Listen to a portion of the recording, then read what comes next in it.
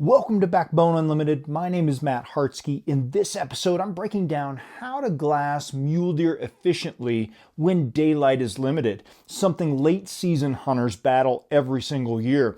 Once November fades and December settles in, the sun hangs low, mornings are slow to brighten, and evenings feel short, and the usable windows where bucks move are surprisingly tight.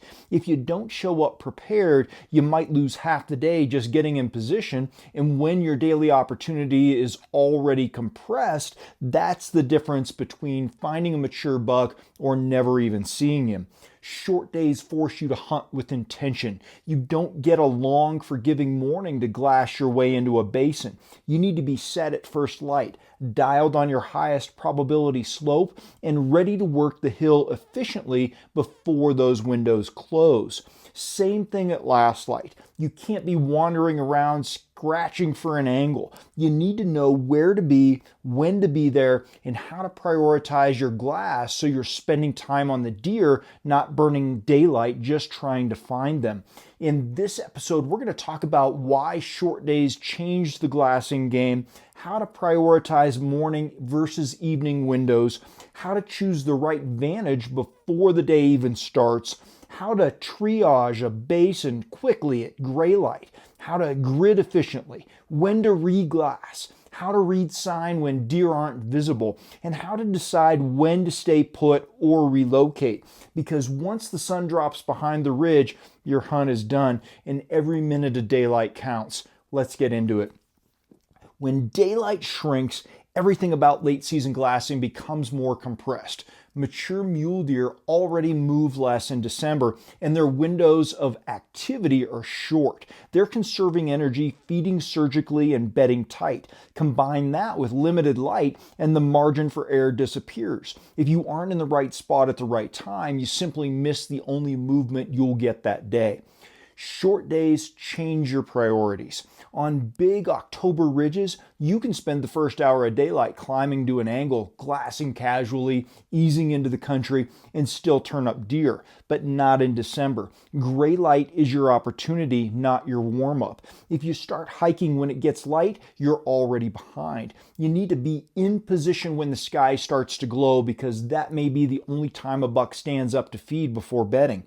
Another critical impact of short days is that daily thermals stabilize later and collapse sooner. That changes how deer move. Early morning, thermals are still falling, so deer often feed lower or along slope edges. Once the sun is up long enough to trigger consistent upward movement, you're going to see bucks stand, reposition, or side hill to beds.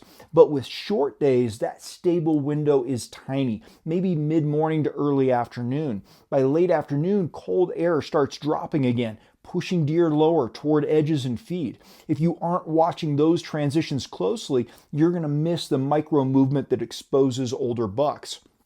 Short days also force you to narrow your terrain focus. In early season, you might devote a whole morning to dissecting a basin, then hop over to a different drainage in the afternoon. But in December, you're rarely getting both. One basin, maybe two, is all you'll reasonably hunt in a day. That means the quality of your first decision really matters. Pick the wrong face in the morning, you might burn your best window walking out. Pick the wrong vantage in the evening, you're out of daylight before a mature buck ever stands. Late season success depends on pre-hunt planning more than any other time. You need a plan before dark. When you're going to glass from first light, what slope you'll hit at last light, how you'll adjust if weather or wind shifts. Then you stick to it. Short days also amplify the importance of micro movement. Mature bucks might only stand for 30 seconds to nibble bitterbrush before bedding again. If your eyes aren't on that slope at that moment, you miss him. That's why the best late season glassers don't panic when they don't see deer at first light. They sit still, they keep working the slope, they expect mid-morning flickers and noon risers, and they're there when it happens. Finally, short days demand discipline with time. You can't wander 300 yards to get a slightly better angle at sunrise. You need to already be in the right angle. You can't decide at 3 p.m. to go check a different ridge. You'll run out of daylight before you can meaningfully glass it. You can't grid lazily. You need to break the slope into panels and work each pocket with intention. Short days don't make mule deer harder, they simply punish indecision. If you know where to be and when, the late season is incredibly predictable. Bucks bed in tight pockets. They feed near cover. They move during specific windows. And if you're behind your glass when it counts, you're going to find them. Short days force you to make decisions. You don't get a long, lazy morning and a generous evening. You get 2 short windows, and you have to decide how you're going to play them. The hunters who kill late season bucks are the ones who understand how mule deer move through these compressed daylight cycles, and they use that rhythm to get ahead of the deer rather than react to them. The AM window is usually your highest odds moment to actually see a mature buck on his feet. He's coming out of a night of feeding, repositioning slightly into cover, and finding a bed with stable thermals. But he's not going to do it on a schedule that waits for sunrise. On cold December mornings, actual movement may begin before legal shooting light, which means gray light is your moment, not sunrise. If you're hiking at first glow, he's already slipping away. Early AM should be treated like a sprint. You want to be settled behind the glass, not walking to your glassing spot. You want to plan before the day starts. If you wake up, drink coffee, decide where to go, and start hiking, you've blown your highest value time. You need to go into the morning already knowing what slope you're going to glass, where you're going to sit, how long you're going to commit before shifting. Because the AM window isn't long. Mature bucks may only be visible for minutes, moving from low light feed pockets into their first bed. Often the best buck you're going to see all day will appear in the first 30 to 45 minutes of usable gray light. That's why the AM goal is position first, angle second. You don't have time to shuffle around looking for the perfect rock to sit on. Pick a good angle, sit down, and start working the hill. Evening is a little different. The PM window is slower, more controlled, and more about catching deer re-emerging. In December, deer often feed only a short time before dark. Mature bucks especially feed surgically, 2 or 3 small moments, right? They might stand in the shadows, nibble bitterbrush 10 yards from their bed, then disappear again. They may only step into the open with minutes of light left. That means your evening strategy must be built around being in the right neighborhood, not necessarily waiting for a buck to parade across a slope. PM success is about anticipation. You're watching the right pockets, the right microhabitats, the benches, seams, rock pockets, and brush islands, expecting a buck to stand at some point before last light. And just like in the morning, your placement matters more than your movement. Don't waste time relocating in the evening unless conditions force you to move. Pick the right pocket with the best food plus cover combination. Settle in and let the light work for you. If you're deciding how to split the day, here's the honest truth. Mornings produce more visibility. Evenings produce your best kill opportunities. In the morning, you catch bucks moving and transitioning. In the evening, they're more predictable. They'll step out to feed somewhere near where they spent the day. If you already know where a buck beds, the PM window is your best time to kill him. If you're still trying to find deer, the AM window is often the window you should prioritize. Thermals also influence how you prioritize. In the morning, falling air often means bucks feed slightly lower on edge terrain. When thermals start rising late morning, they're going to shift into secure bedding. By late afternoon, cold air begins to drop again, tightening movement and pushing deer towards the feed edges. If you're hunting the slope where thermals get chaotic in the evening or where access is noisy, you may get only seconds of opportunity before your wind would give you away. So you've got to plan for that case. Prioritizing the AM window might be the better call. Short days boil down to this. You rarely get both windows. You may physically be there for sunrise and sunset, but only one will deliver the real opportunity to kill. The other is often sacrificed chasing position, relocating, or trying to recover from a poor plan.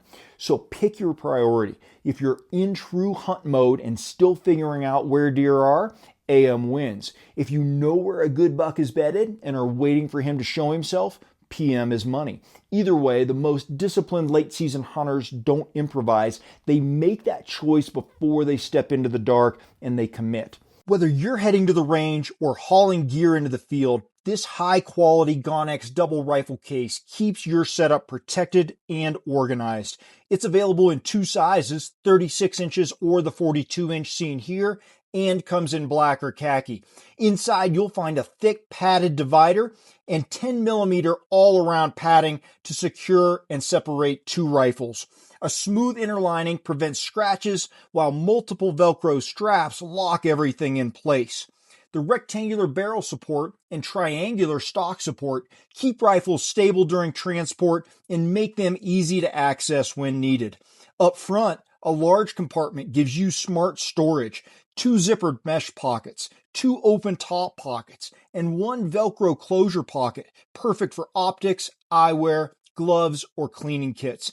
Tactical webbing and a Velcro panel let you add extra pouches or patches.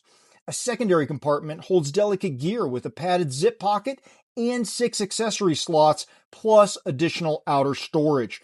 Carry it backpack style, over the shoulder, or grab and go. Reinforced stitching, lockable YKK zippers, and durable nylon mean it's built to last. If you're ready to upgrade your rifle transport and keep your setup secure everywhere you go, grab your Gonex double rifle case at the link in the description. When daylight is limited, your very first glassing position decides your hunt. There's no time to wander around looking for a better angle once it gets light. By the time you move, the window's already gone. That's why late season success is won before the sun ever cracks the horizon, by choosing the right vantage and being in it, ready when the slope wakes up. The right vantage does three things. It shows you the highest probability country, it reveals the pockets where mature bucks actually live, and it allows you to glass without having to move every 20 minutes. If your first position doesn't check those boxes, you're already playing catch up. The number one rule of positioning during short days is pretty simple. See as much high value terrain as possible from a single stable seat. You don't have time for a tour of the ridge. You need to drop in, sit down, and immediately start working your glass. That means your vantage point must show timbered open transition edges, south or southeast faces with feed, cuts, benches, and contour shells. Access to see into cover, not just across the open slope. Most hunters choose vantage points that look great on a map. Big open country, big ridges, big glass. But mule deer don't live big necessarily. They live micro. Your vantage needs to look into the folds and pockets where bucks bed. If all you can see is the wide open slope, you're positioned for does, not necessarily those mature bucks. The best advantages here for short days are going to let you glass from first gray light. It's going to allow you to stay in position midday, and they're going to allow you to see multiple bedding and feed pockets and pivot slightly to check adjacent structure. You're not looking for a perfect scenic overlook. You're looking for a seat that gives you angles into where deer will actually be when the clock matters. Another critical part of positioning is solar aspect. In December, you want to be looking into the first slope to glow. South and southeast faces light up easiest. That's where bucks expose themselves briefly before locking down for most of the day. If you choose a position facing a northwest slope, you're going to be glassing a lot of dead shade while the real movement is happening somewhere else. Also think in terms of glassing lines. You need a vantage that gives you downhill or side hill visibility into bedding cover. A position directly across from a slope usually gives the best viewing angle. If you're too high, you lose the ability to look into pockets. If you're too low, you lose visibility into bedding up the slope. The sweet spot is often equal elevation or slightly above the target's face. This lets you look into the slope without skylining yourself and without staring up into shadows. Wind and thermals also shape your positioning. If you set up in a spot where your scent dumps into the basin as soon as the sun hits, you might never see a mature buck because he's going to smell you long before he moves. Your first vantage needs to be wind friendly, either above the deer, off to the side, or in a cooled zone that buys you time before thermals flip. If wind is unpredictable, choose a perch where you're not blowing directly into the pockets you're glassing. Even a great vantage is worthless if your scent is poisoning the slope. Another overlooked part of positioning is the exit plan. Short days mean you need to preserve the basin for evening too. If you pick a morning glassing knob that forces you to hike straight through the pocket to leave, you're wrecking your PM window. Smart positioning lets you slip out quietly, up the backside, along a contour, or into a shadowed route so you don't bump deer you might hunt later that day. Finally, remember that picking the right vantage is a commitment. You're choosing efficiency over exploration. When you sit down at first light, you're making the call to stay and work the hill rather than just chase the next ridge. If that idea feels uncomfortable, it means you're still trying to cover too much country and not enough structure. The guys who find late season bucks trust their first pick because they put in the work ahead of time to make sure it's one of the right ones. When days are short, positioning is responsible for half your success. Pick well, sit early, and let the deer reveal themselves. Short days also mean you don't have the luxury of easing into the morning. When gray light hits, you need to be fully set, glass in hand, already working the hill. The first 10 to 20 minutes of visibility are often the highest value minutes you're going to get all day. Mature bucks that fed through the night may only be up briefly before slipping into cover. If you miss that window, you may spend the next 8 hours hoping for a midday stretch that might never come. Fast start glassing is about immediate target prioritization, knowing what to look at first, what to ignore for the moment, and how to work a basin efficiently before mature bucks disappear. The first rule is to start with highest percentage terrain. In December, that means transition edges and feed pockets, especially along south and southeast faces. Don't waste gray light panning random timber or distant shadows. Hit the obvious food plus cover interfaces immediately. Your brush pockets, your bitter brush and sage benches, your mahogany clusters, and those timber seams. These are the spots where a buck will be visible for 20 seconds, then gone. Next, you need to identify movement zones fast. Before you even sit down, you should already know the slopes, likely travel lines based on contour and microterrain. At gray light, bucks transitioning to beds often side hill along these contour strips before slipping into pockets. Scan those lines immediately, looking for the soft movement of deer drifting into the shade line. Even if you can't identify antlers right away, bodies tell you where to focus. Once you check edges and travel lines, move to bedding adjacent pockets. This is where you're looking slightly inside cover, not deep timber, not wide open, but the tiny breaks where deer tuck just inside shade. Mature bucks often stage here briefly before bedding. If you can catch a flicker of an ear or a head turn, you've got to stay on that, right? That might be the only visual you get. Then start scanning obvious feed benches. Big south slope benches often have exposed pockets of bitterbrush and sage. Bucks may hit them quickly before they settle, but don't just scan the middle of the bench. Check the breaks, the upper edge, the lower lip, timber side pockets. Deer rarely just feed out in the open. They're almost always using edge structure. Fast start glassing requires purposeful speed, not necessarily a rush. You're not in a hurry. You're not trying to see everything instantly. You're triaging, hitting the highest value spots first, then working into detail once the immediate movement window cools. Your first pass should take no more than 2 to 4 minutes. Yes, that fast. You're looking for animals, not just counting eyelashes. If you see deer, lock in. If not, finish the fast pass, then begin the methodical grid work. But you must complete that fast pass fast because you can't waste early daylight staring at one shadow pocket. Another key is to use macro over micro sequencing. Start with wide, slow pans, not zoomed in tight glassing. You need to locate deer first. Once you find movement or body shapes, then use your spotter or higher magnification to confirm and dissect bedding areas. But if you start zoomed in, you may watch the wrong pocket while the buck you're hunting is walking across a bench 500 yards away. Once your fast pass is complete, immediately glass the same areas again, but slower. Prioritize new light angles. Dive into seams, pockets, and micro shadows. But that first pass, that's where you catch the quick movers. 2 tips separate good fast start glassers from great ones. Be in position early. If you're sitting down at gray light, you're already late. Have your tripod legs set, your binos mounted, and your layers dialed, and your wind stable before first glow.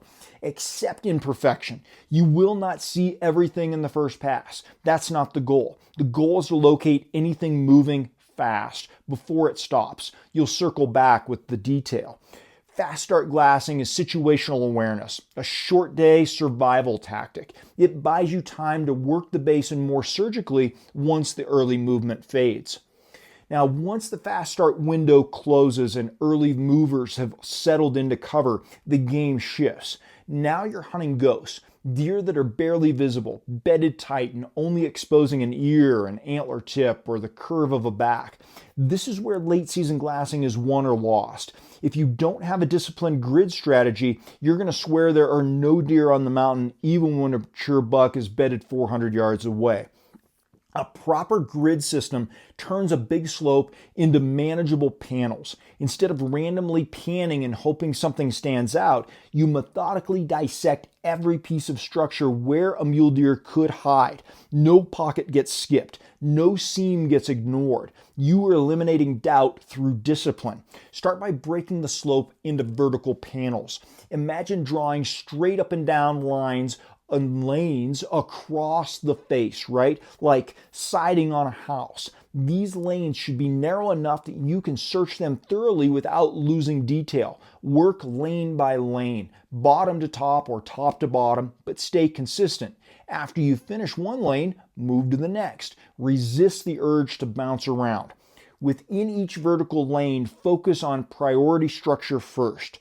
Timber edges, brush pockets, cuts and drainages, rock folds, small benches. Those are the high probability hiding spots. Deer choose them because they offer concealment, thermals, and quick transition between bed and feed.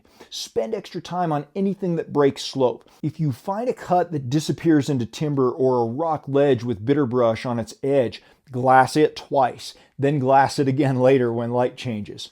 After structure, work the open panels. Deer aren't often bedded in wide open snowy patches, but they may feed across them or bed on the edge. So scan those areas quickly, looking for tracks or subtle body lines, then return to your structure.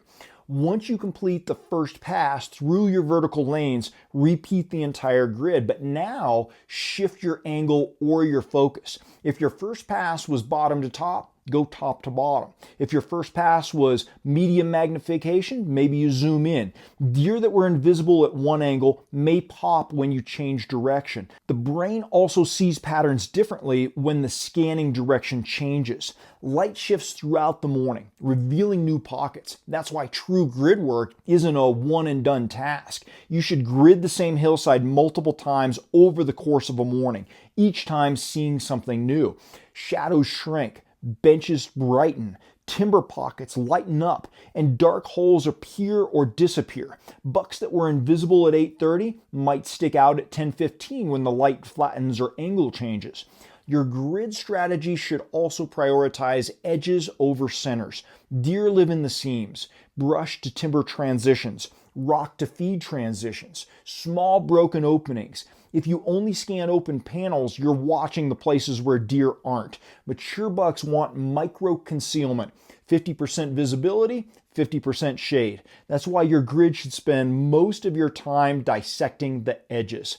Another key to grid discipline is anchoring on micro details. You're not looking for a whole deer. You're hunting for an ear, a tine tip, a curve of a back, a nose, a color change. negative space. If something catches your eye and you can't explain it, never just move on. Put your spotter on it. Bucks rarely expose much. The guys who find them are the ones who investigate every anomaly.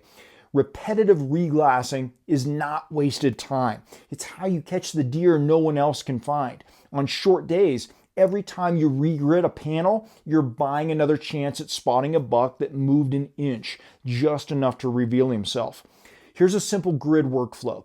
Fast pass scan, then vertical panel grid, your edges first. Repeat the grid with an angle shift. Zoom in for detail on the next pass. Return to known pockets every 20 to 40 minutes. If you stick to that discipline, you're never just glassing, you're executing a search pattern with purpose, and that's how you find the buck everybody else missed. When daylight is short and bucks spend most of the day glued to their beds, reglassing discipline is what separates average glassers from the killers. Anybody can look a slope once, right? A mature mule deer buck can lie in the same basin for 10 hours without giving you more than a flicker of an ear. If you're not revisiting the right pockets multiple times as light shifts, you're never going to see him. Reglassing works because the mountain's appearance changes constantly. What was invisible at 8 might be obvious at 8:17 because the sun just illuminated it at a different angle. What was sitting in shadow becomes half lit, and suddenly that shadow lump is a deer's backline. You're not waiting for the deer to move, you're waiting for the light to move, right, and reflect. Start with the truth. You will not spot every deer in your first pass. Nobody does. Even the best glassers on earth miss bucks on their first and second and third look sometimes. That's why reglassing isn't optional. It's part of the standard workflow. Reglassing begins by prioritizing the highest odds pockets.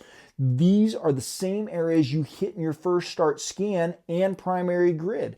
Edges of timber, brush and mahogany pockets, benches, cuts and folds, rock pockets, micro shade seams. Hit those features again slowly at different magnification. Maybe you gridded them with 10x. Now put the spotter on them or move your tripod 3 feet to the left and reglass the same seam.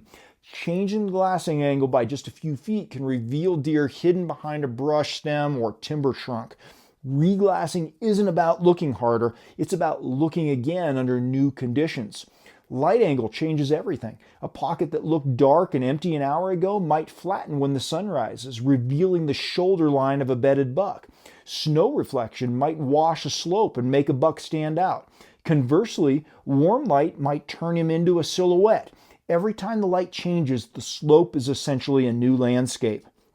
Another reason to reglass is pretty simple. Bucks adjust position.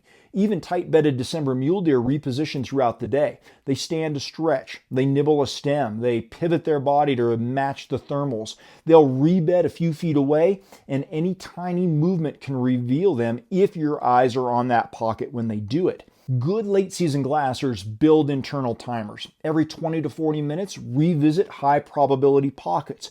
Don't assume you cleared a slope. You didn't. You just cleared it for that moment. In short winter days, you might reglass the same seam 6 different times before noon, and on the 6th look, that nothing turns into a 4-point frame catching a little light. Ask yourself, if a buck were here, where would he be? Then glass those exact pockets over and over again.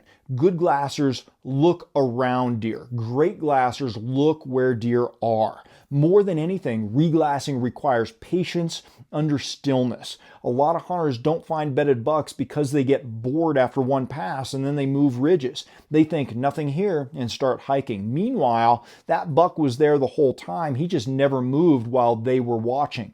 In late season, reglassing discipline means staying longer than feels necessary, watching pockets you're sure are empty, returning to features multiple times, changing angles without changing basins, letting light and time work for you. And here's the critical mindset shift. When you reglass, assume there is a buck there. Don't glass to confirm emptiness. Glass to locate the buck you know is hiding.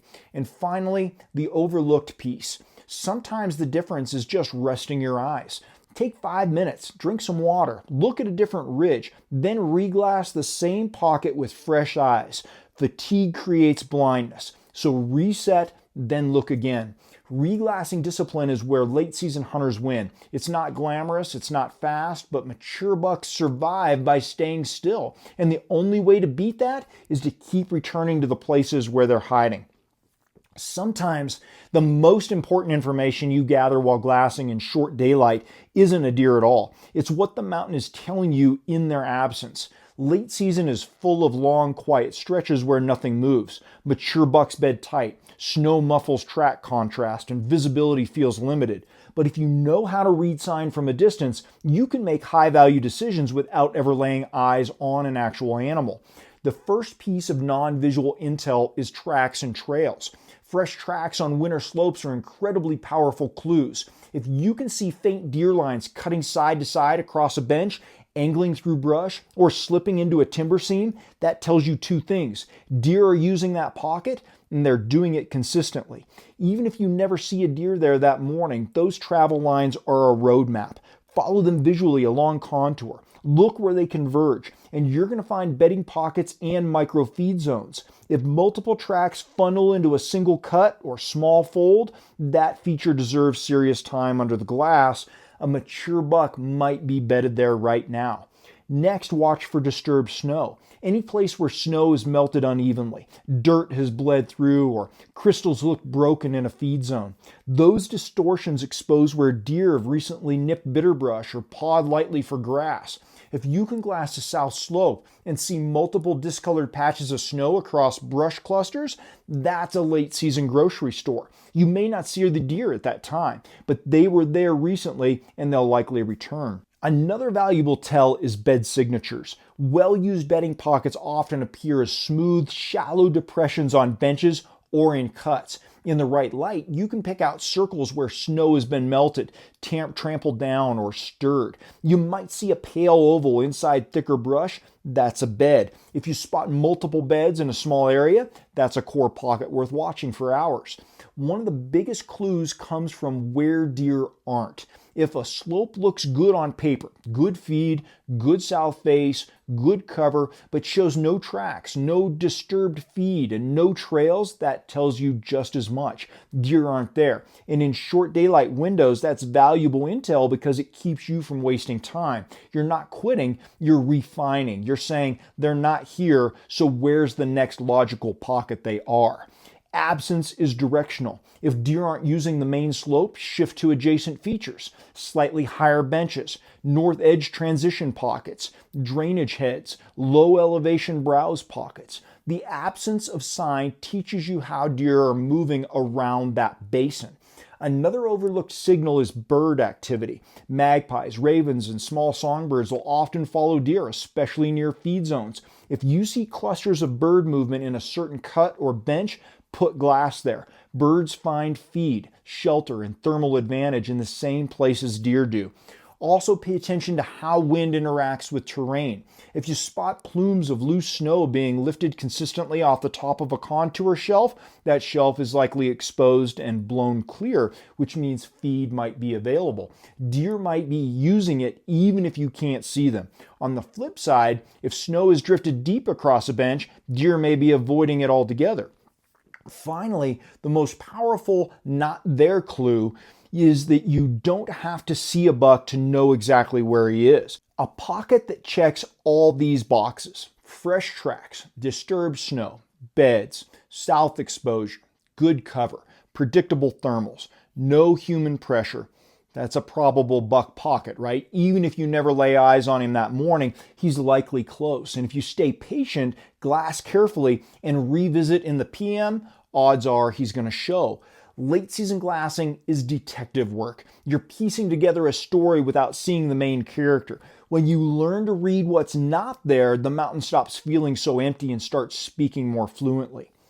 In late season, a lot of hunters glass hard for the first hour, then lose intensity midday. They take naps, make big moves, or hike off to check new country. Meanwhile, mature mule deer are doing exactly what creates opportunities during short day hunts: standing up, stretching, rebedding, nibbling, and shifting just enough to reveal themselves. If you're not watching, you miss the only movement you might get all day. Midday micro movement is one of the most underrated late season features in mule deer behavior. Bucks that are stationary for 90% of daylight will still reposition periodically to improve thermals or regulate temperature, feed briefly, or change angles to monitor danger. These tiny windows, sometimes only a few seconds long, are how most bed to dead opportunities begin.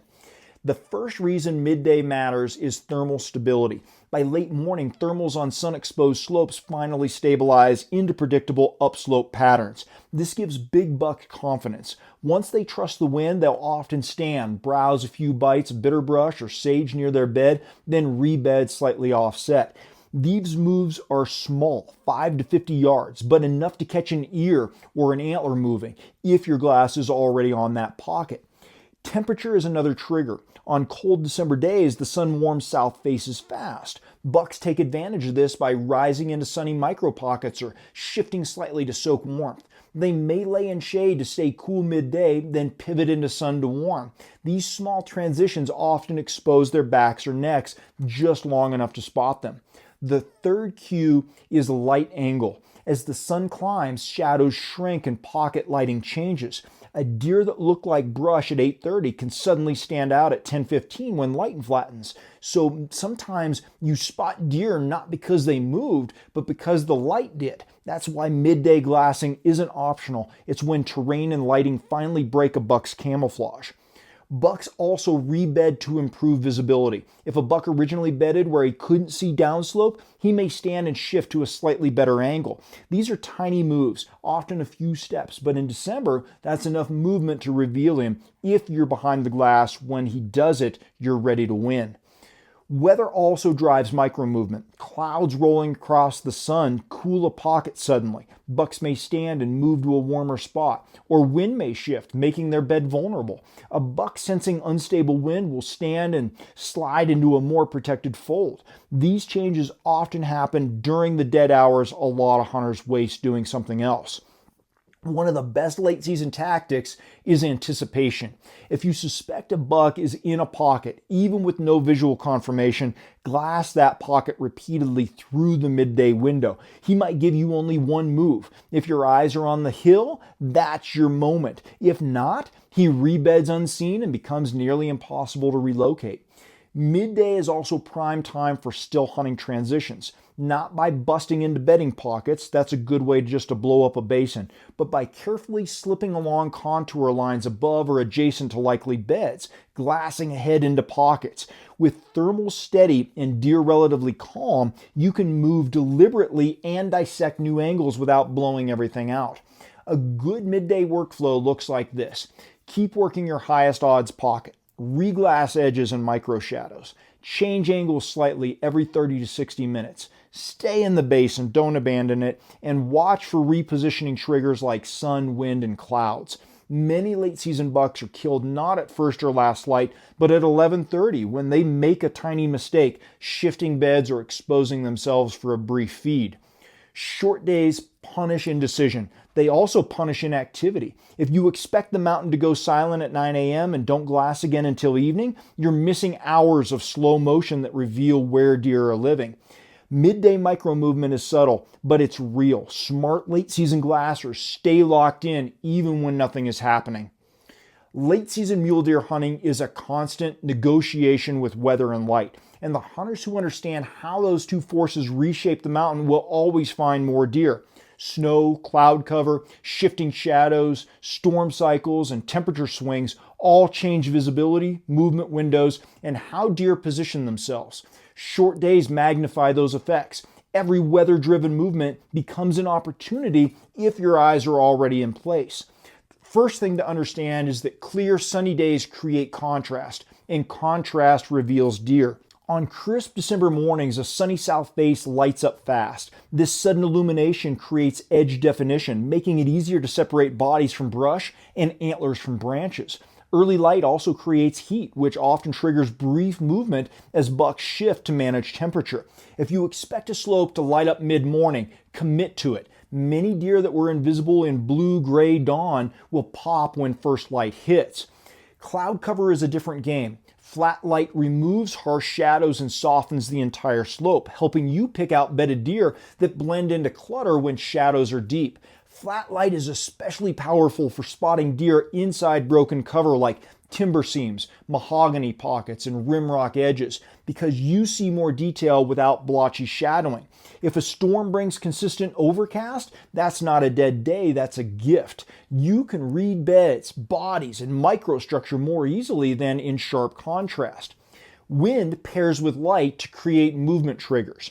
Steady wind encourages deer to bed in predictable thermal pockets, but when wind swirls or shifts abruptly, bucks don't feel secure.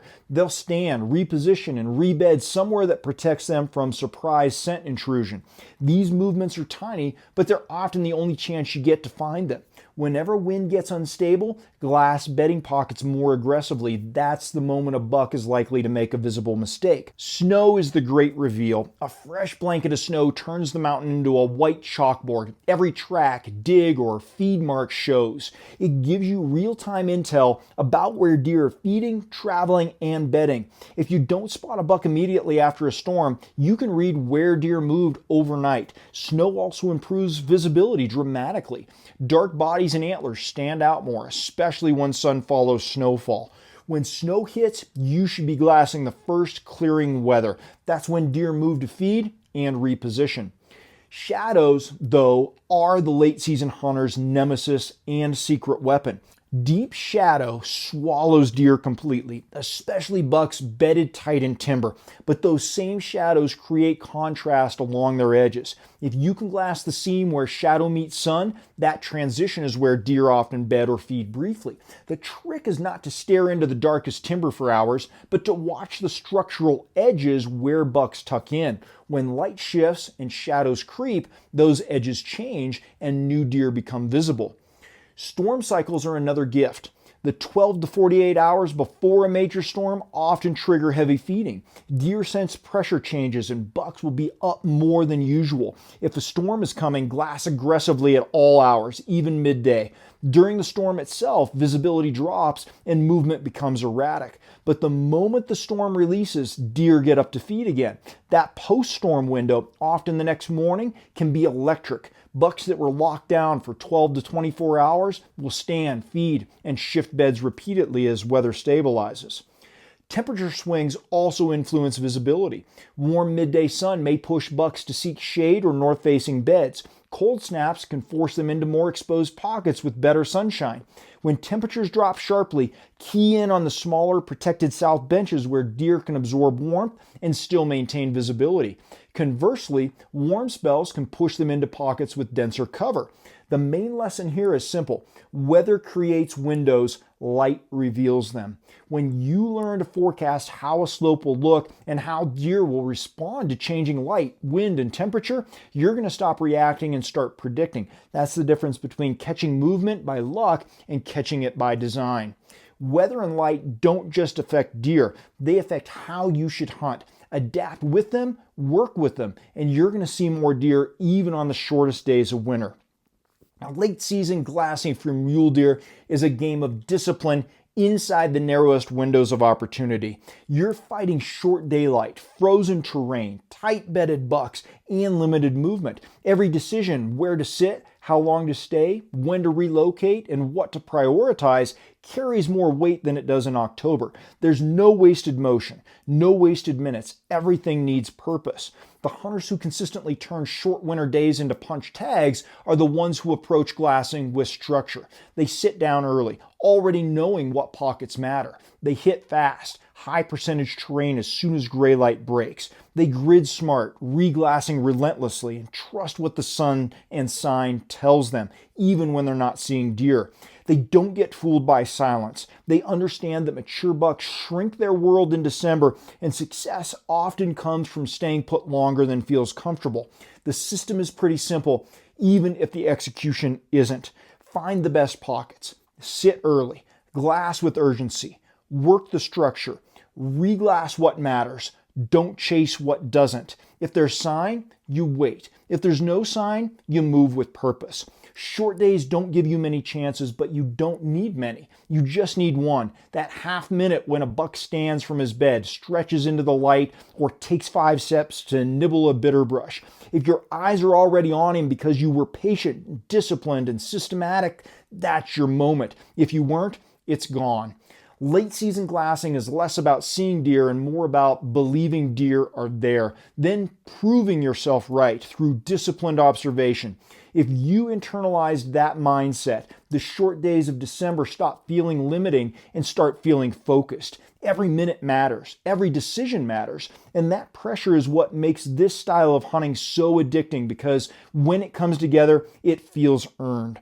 If you're serious about taking this kind of knowledge deeper, that's exactly why I built Team Backbone. It's more than just a membership. It's a way to sharpen your edge with exclusive tools, strategies, and a tribe of hunters who refuse to quit. Inside, you're going to get 20% off site-wide on all Backbone Unlimited gear, a member-only t-shirt shipped to your door every month, not available anywhere else, full access to the digital content vault of guides, checklists, fitness, and backcountry strategies, a private Facebook group with direct access to me, and a community of driven hunters who live relentless. Direct call, text, or email access to me for personalized advice on training, hunting strategy, or just sharpening your edge, and automatic entry into monthly gear giveaways. This is built for the guys who train for the hunt, push themselves in the off-season, and want to be part of a tribe that makes them better. If you're ready for that kind of inner circle, then Team Backbone is waiting for you at backboneunlimited.com underneath our membership tab. Thanks for being here. Until next time, train harder, hunt smarter, and never settle.